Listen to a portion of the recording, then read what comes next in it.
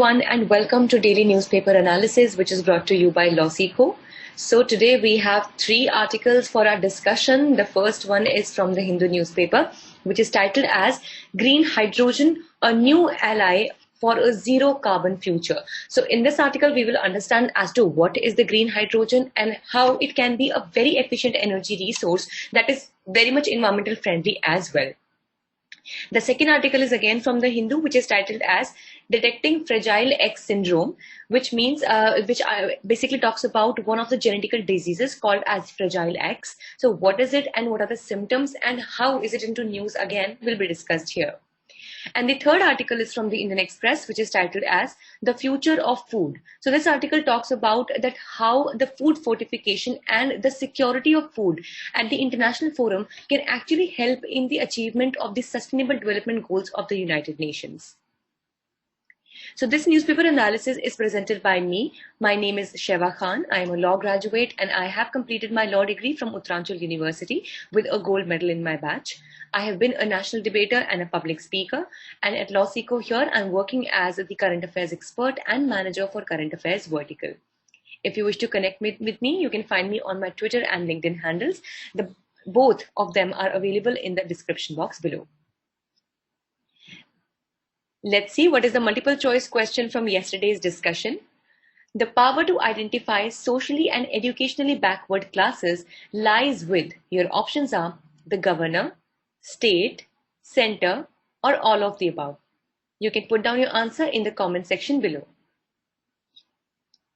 This is the descriptive question for the day. What do you understand by green hydrogen? How do you think it can change the energy scenario in India? So let's start quickly the discussion for the day, and the first article is about the green hydrogen. So as we know that recently itself, scientists and technocrats have for years been engaged in the quest for discovering alternate fuels for fossil fuels, and now recently the green hydrogen has also been, it has been talked about. So basically green hydrogen is a very rich source of energy. We will study about it as a rich source of energy rather. So let's understand as to what is the green hydrogen in the first place, and then we will understand as to how much can it be an efficient alternate source of energy in place of fossil fuels, specifically for India. So green hydrogen is a very rich source of energy and it is most abundant element but rarely in its pure form. Now as we know that hydrogen is abundantly available in the atmosphere, but it is hardly or rarely available in its pure form, and the energy density of 3 times that it has that of the diesel. So we can say that the efficiency or the density as being an energy source, it is 3 times better than that of diesel.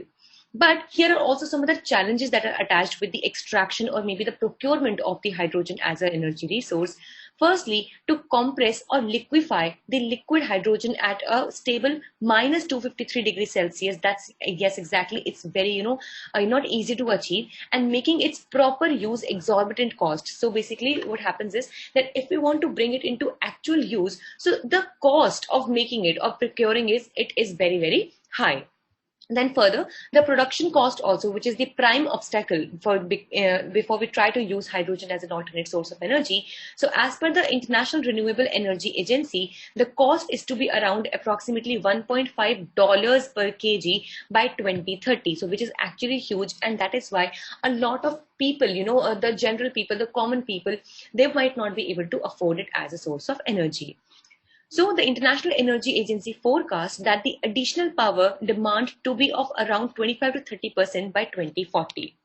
So therefore, the net zero emission will be the best solution to achieve the target of remaining under the 1.5 degree Celsius. So as we know, in 2018 also 8.7 million people died prematurely as a result of air pollution from fossil fuels. This we have discussed even before as well, that the global warming, and specifically when we talk about the carbon content or the carbon, or the greenhouse gases that are increasing due to the global warming, due to the fossil fuels specifically.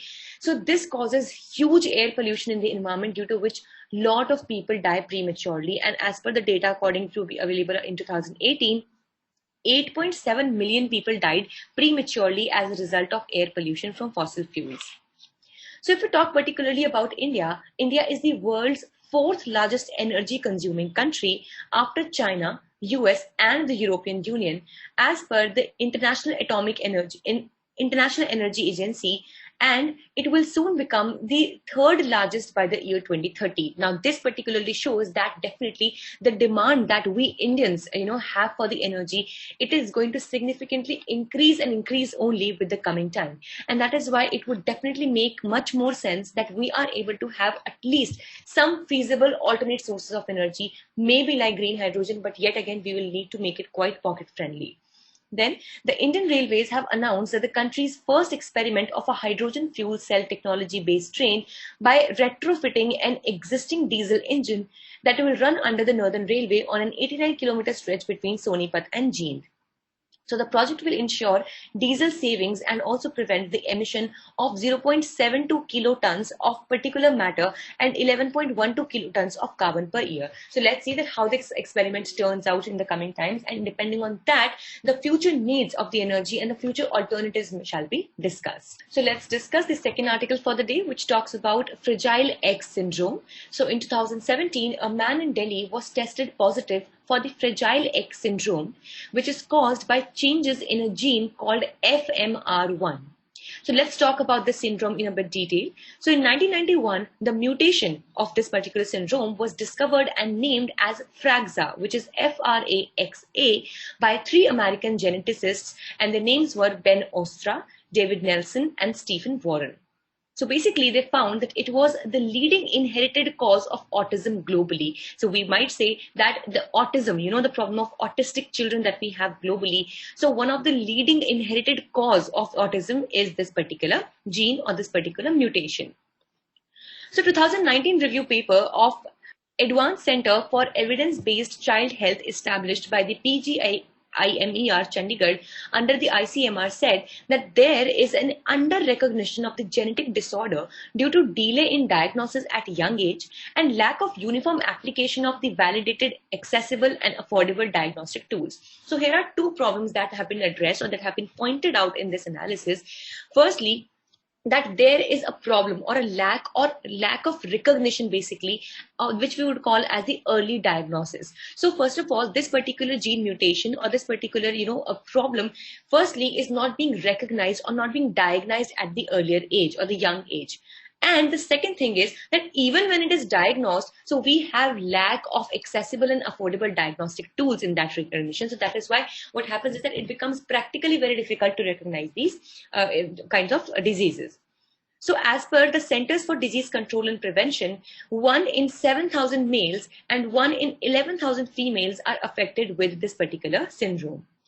So leading inherited cause of autism in 4% of global population is, this has been given to this particular syndrome, and 1 in 259 women and 1 in 800 men carry the fragile X syndrome. Now, of course, I hope you understand that it is when one particular man or a woman, when they come into contact with their genes match. So after that, their offspring has a chance of it, right? So if at all there, it is, it was not so prominent in one person, but it was in the other one, or it was dominant in both. So there is a good chance that it might become prominent in their offspring. So that is how this gene actually mutation takes place.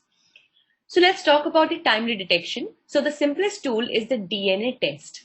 So this test is mandatory in the US for every child diagnosed with autism. So this actually helps the parents plan their family better.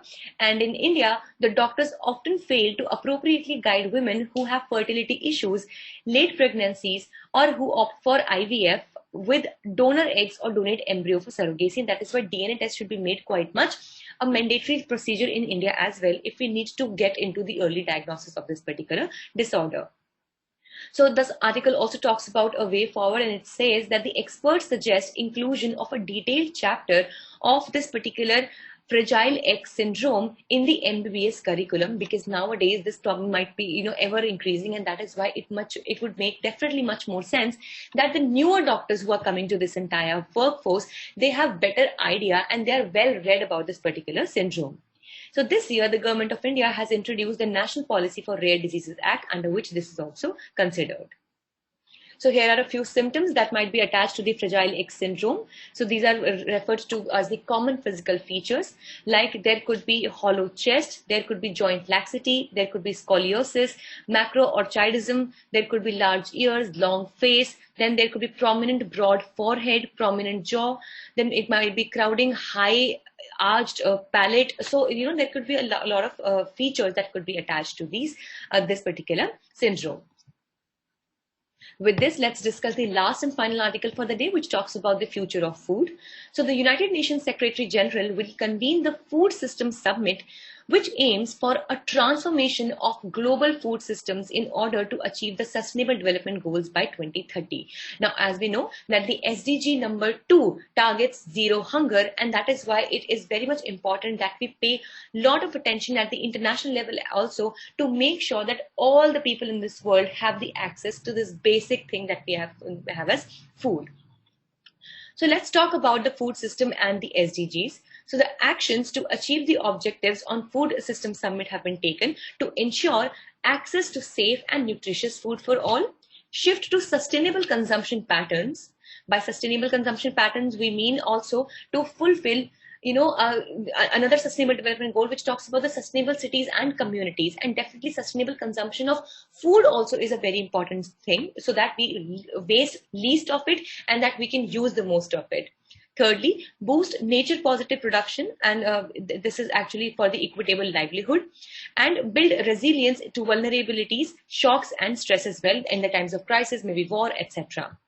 So as per the Food and Agricultural Organization, food systems encompass the entire range of actors involved in the production, aggregation, processing, distribution, consumption and disposal of food products that originate from agriculture, forestry, fisheries, etc. And that is why all of these sectors have to come together, work in coherence in order to make sure that we have food sustainability in the future. So India needs to transform its food systems, which have to be inclusive and sustainable for higher farm incomes and nutrition society. As we know that malnutrition and undernutrition are also a big problem when it comes to India. So food fortification is one thing that we try to do. In this situation, it can be only done when we have security of food. And that is why we need to have enough food production in the first place. And we have to make sure that it is not just the quality, but also the quantity in nutrition, in terms of nutrition, that we are able to ensure. So the article also talks about transforming India's food system in a bit more detail. So it says that it is to be changed towards a more diversified, high value production, better remunerative prices and the farm income, so that the farmers on one hand are also remunerated, they're incentivized enough to grow healthy food, like for example the millets. Now in India, as we know that wheat and rice are, they're grown at a large scale because a lot of subsidies provided by the government.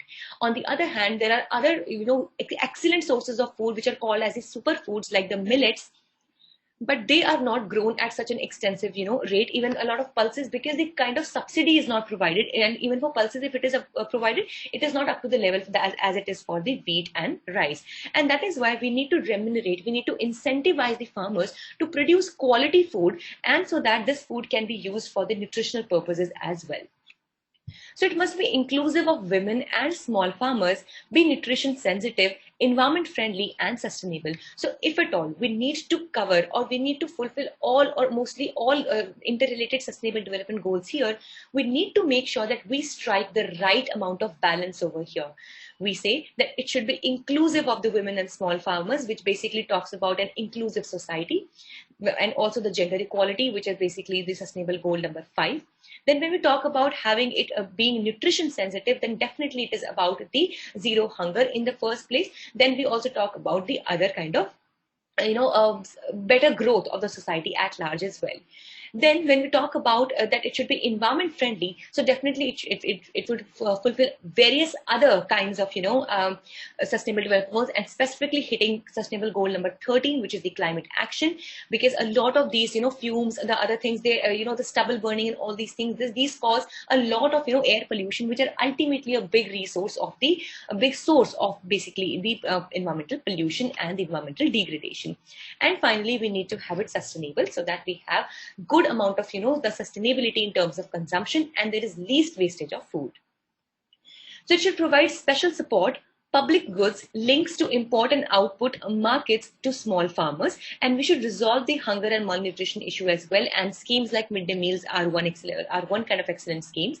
So better health infrastructure should be there, and inequities in the health and education should be reduced to the minimalistic level, and the strong social protection programs like we have strengthening of Naregas, the public distribution system, midday meals, etc. should be taken care of.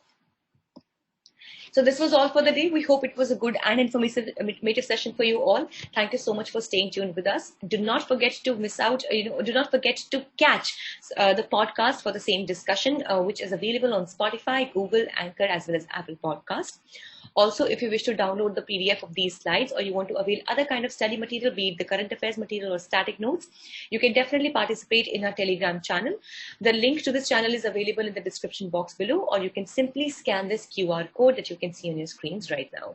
Also, for other crisp and exam-oriented content, do follow us on our Instagram channels for Judiciary, CLAT Prep, as well as UGC Net, in case you're preparing for any of these exams. Thank you so much.